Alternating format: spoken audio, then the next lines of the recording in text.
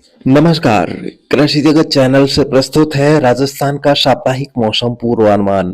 आज मौनी अमावस्या बुधवार और तारीख 29 जनवरी 2025 है। अब आप अचल सिंह देवराज से मौसम समाचार सुनिए। राज्य पर एक कमजोर पश्चिमी विक्षोभ सक्रिय होने से तापमान में बढ़ोतरी हुई है।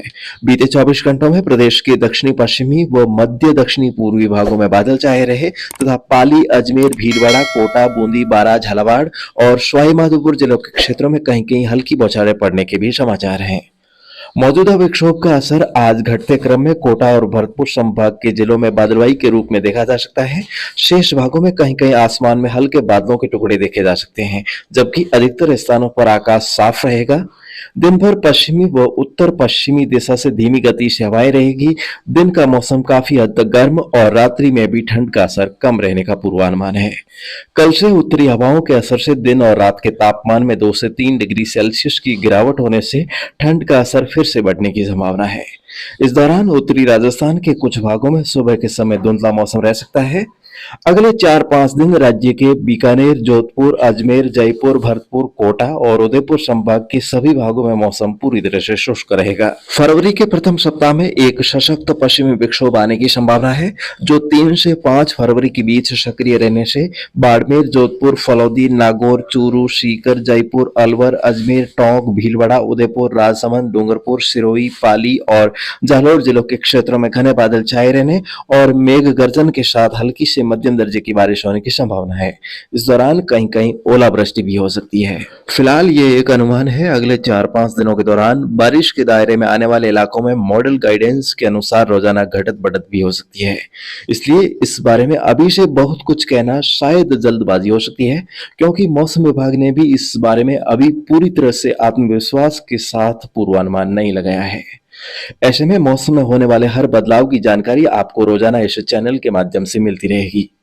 आगामी दिनों में आने वाले नए पश्चिमी विक्षोभ के प्रभाव से राज्य के बीचों बीच पश्चिम से पूर्व की ओर लंबे चौड़े दायरे में घने बादलों की आवाजाही से मौसम खराब रहने और तेज हवाओं के साथ बारिश और ओलावृष्टि होने की संभावना है। उसके बाद शीतलहर का एक आखिरी दौर आ सकता है।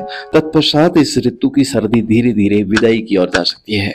फिलहाल किसान भाई रविवार तक शुष्क मौसम को ध्यान में रखते हुए फसलों में नियमित रूप से सिंचाई और निराई गुड़ाई का कार्य जारी रखें। दिन के समय बढ़े हुए तापमान के कारण जीरा, इसबगोल और मेथी की फसल में हरा तेला रस चूसक कीटों का प्रकोप देखा जा रहा है।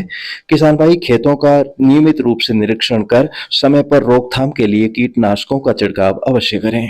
और दोस्तों, आज बारी है ज्योतिषीय चर्चा की, तो आइए सबसे पहले जानते हैं इस सप्ताह के व्रत त्योहारों और मौसम गर्भ शकुनों के बारे में। तो आज प्रयागराज में मौनी अमावस्या के अवसर पर दूसरा अमृत स्नान होगा। महाकुंभ में त्रिवेणी संगम पर आज लाखों श्रद्धालु डुबकी लगाएंगे। कल चंद्र दर्शन होगा। वहीं गुप्त नवरात्रि भी प्रारंभ हो रहे हैं। परसों बाबा रामदेव जी की बीज है। वहीं मुस्लिम भाइयों के लिए 8वां महीना साबान भी प्रारंभ हो रहा है। शनिवार को विनायक चतुर्थी है। रविवार को पंचमी तिथि क्षय है, लेकिन इस दिन बसंत पंचमी मनाई जाएगी। इस दिन देवगुरु बृहस्पति भी मार्गी हो रहे हैं। कल 30 जनवरी को शाम 6:35 पर पंचांग लगेंगे, जो 3 फरवरी सोमवार को रात 11:17 पर समाप्त होंगे। मंगलवार को आरोग्य सप्तमी है, जिसे सूर्य सप्तमी के नाम से भी जाना जाता है। इस दिन गर्भ शकुन का बनना और मौसम का बदलना अति आवश्यक होता है। कहा जाता है कि मारी सातम बीजे तो 16 श्राद्ध बरसता निकले। तो इस साल आशोज माह में 5 सोमवार है, इसलिए श्राद्ध पक्ष में बरसात जरूर होगी। दोस्तों, इस बारे में और भी कई तरह की पुरानी कहावतें हैं, जैसे कि महासप्तमी उजली बादल मेह करंत, तो आषाढ़ा भडली मेह घणो बरसंत।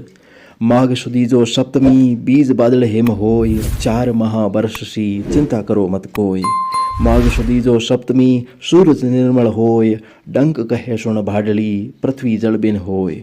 तो दोस्तों, इस योग के परिणाम स्वरूप 3 फरवरी 2025 को छठ के दिन मौसम बदलेगा और सातम के दिन सूर्य निर्मल नहीं रहेगा। राज्य के अधिकांश भागों में बादलवाई और बारिश होने का योग है। दोस्तों, यदि माघ शुक्ल पक्ष की सप्तमी से नवमी के बीच यदि किसी साल मौसम बिल्कुल निर्मल रहता है, तो आगे जमाने की आस छोड़ी जा सकती है। इस बारे में ज्योतिष में भी कहा गया है कि माघ सुदी सातम सो नवमी निर्मल देख, आगे बिरखा लिखी नहीं इनमें मीन न मेख। माघ सुदी सातम जान, आठम नवमी दशमी आण, आगे चौमासो मेह मडाण, श्रावण भाद्र सो प्रमाण। सातम गर्जे दमदमे आषाढ़ वर्षे भली भांत, आठम गर्भ लक्षण दिशे श्रावण वर्षे इण भांत। तो यहाँ पर सातम के मौसम से आषाढ़ के मौसम की तुलना और आठम के मौसम से श्रावण के मौसम की तुलना की जाती है। और दोस्तों, नवमी के मौसम के बारे में बताने के लिए अगले बुधवार को फिर से ज्योतिषी चर्चा लेकर आपके बीच हाजिर रहूंगा। लेकिन फिलहाल आज के मौसम गर्भ शकुनों की यदि बात करें तो कहा जाता है कि माघवदी अमावस्या गरजे बादल गहरात, हेम गिरे बिजली चमके, चौमासो वर्षन तो जात। तो आज इस योग का आंशिक असर जरूर है, जिससे पहाड़ों पर हिमपात हो रहा है, वहीं मैदानी इलाकों में कहीं कहीं बिजली भी चमक रही है और राजस्थान में भी बादलवाही और बूंदाबांदी का असर देखा जा रहा है। तो दोस्तों, इस प्रकार से रहेंगे इस सप्ताह के मौसम गर्भ शकुन। और इस पूरे सप्ताह में चंद्रमा कुंभ, मीन और मेष राशियों पर क्रमशः भ्रमणशील रहेंगे। और इस सप्ताह सोमवार को रेवती गंडमूल नक्षत्र है और इस दिन जन्म लेने वाले बच्चों की माता का श्रुति का स्नान 28 दिन का होगा। तो दोस्तों, फिलहाल आज के मौसम बुलेटिन में अभी के लिए बस इतना ही। कल सुबह हमारी फिर से होगी मुलाकात, तब तक के लिए आज्ञा दीजिए। नमस्कार। राजस्थान के किसान भाई कृपया ध्यान दें, आने वाले दिनों में राजस्थान के मौसम में बदलाव आने की संभावना है।